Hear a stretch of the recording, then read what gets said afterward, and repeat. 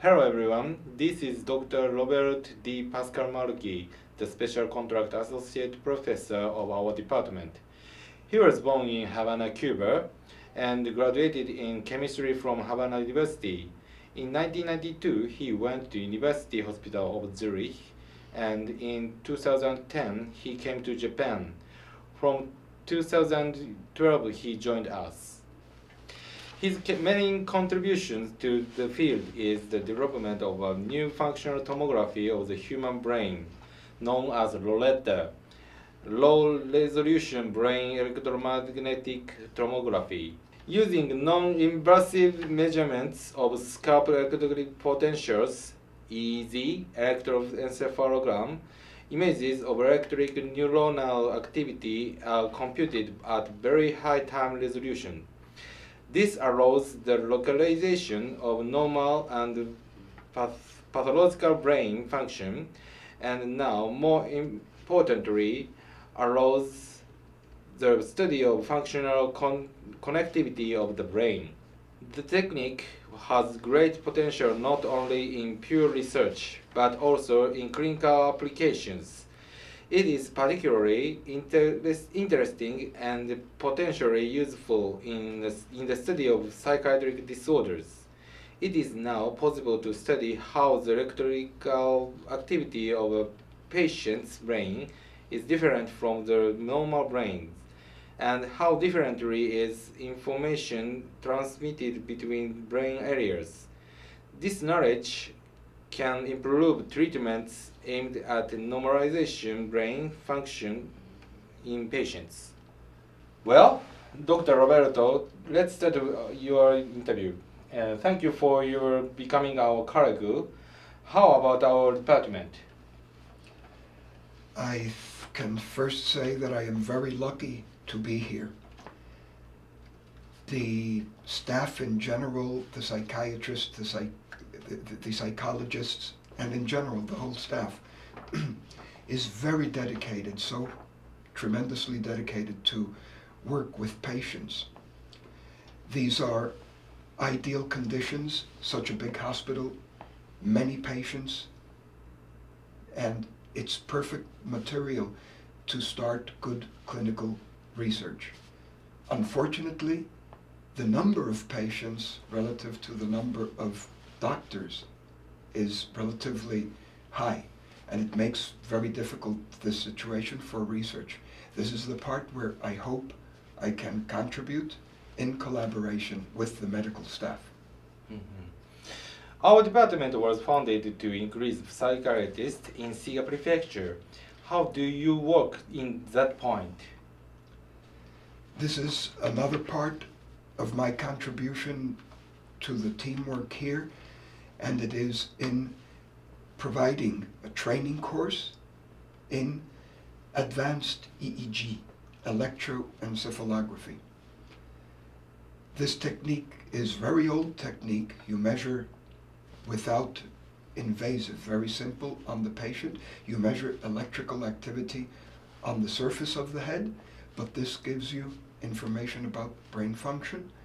And we have now very modern techniques. And we are giving training courses to the young residents, preparing them for all this clinical research part.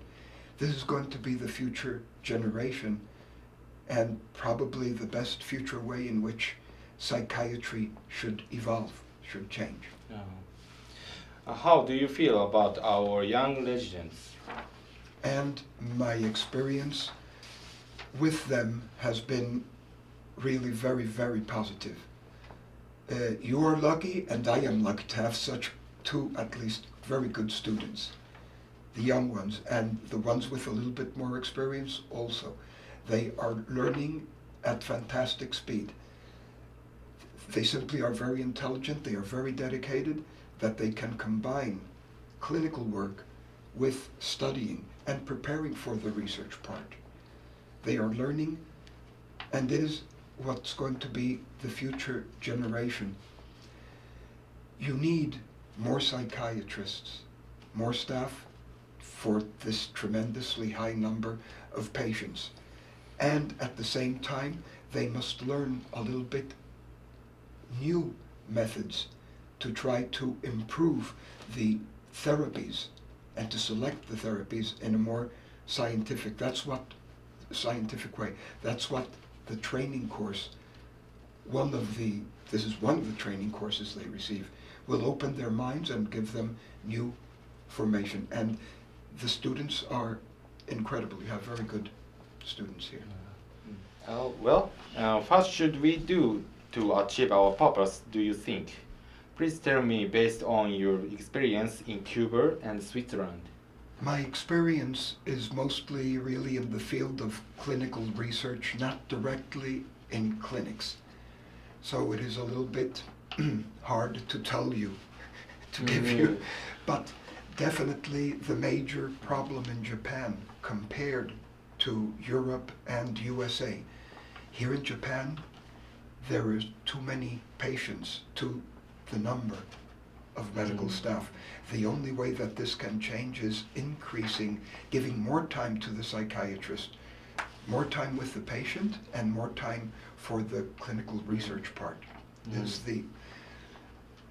is what has to change. Yes. In Japan, it becomes the problem that there is a major difference in ability among therapists with another therapist. It becomes a major cause of decline of the quality of the Japanese psychiatric care. For example, the patients with depression increased, but the rate of suicide does not decrease. Most nations do not trust us. The experts in Japan are of course excellent. The evaluation in foreign countries of Japanese guideline for psychiatric illness is high, but there are few people observing it. Most nations believe that psychiatric illness cannot be cured and psychiatrists only make the patients prescribing too much medicine, and sometimes this is true. How about Zurich or Havana? Mostly really about Europe. It cannot compare. The number of patients that a psychiatrist in Japan sees per day, it is much lower, much lower. In Switzerland, for example, they see much fewer patients. They can spend more time with each patient. But then there are different types of psychiatrists. Those who only really believe in medication. Pure medication is the solution. And they even try very high doses, way much higher. So there is great variability in what you see, but the great difference is, of course, the time that a psychiatrist can spend with each patient. In Europe, it's much more time with each patient.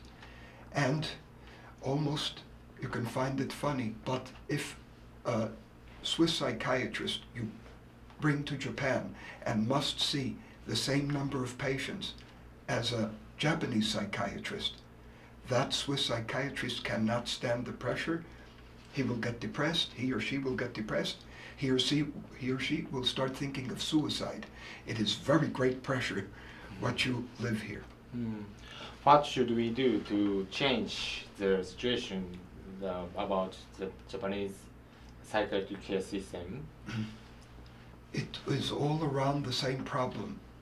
The number of psychiatrists must increase. You must have, like in a hospital like this, it is fully dedicated to the clinical work. There is no time for research. And the time spent with each patient being small. The only way is to increase the number of psychiatrists. And the new generation of psychiatrists should have training that goes beyond this little time you have that you can only prescribe medicine with more time.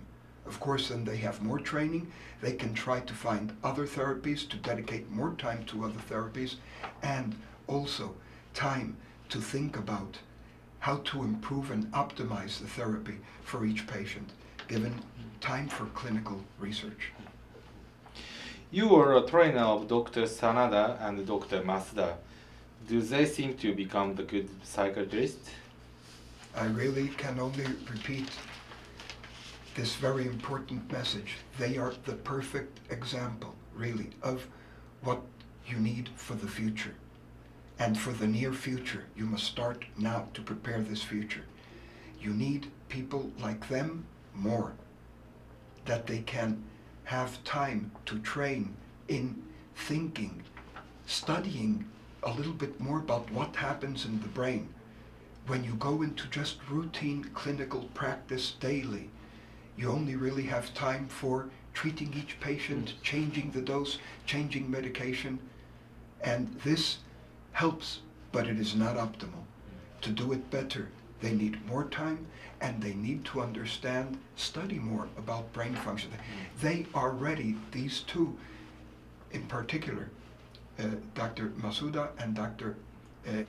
Sanada, they are both ready for, like any student at the level of a good European university, USA university, to continue their work and to do clinical research, to make a thesis, to obtain a PhD degree. They are capable of doing this. They are going to be, hopefully, like them. You can increase, and this would be the new generation of psychiatrists, more effective, really much more better for psychiatric care in this country. It deserves it. Thank you very much. We want you to be a wonderful colleague from now on. Thank you. It's my honor to be here. Thank you. Thank you very Really, much. my honor. Thank you.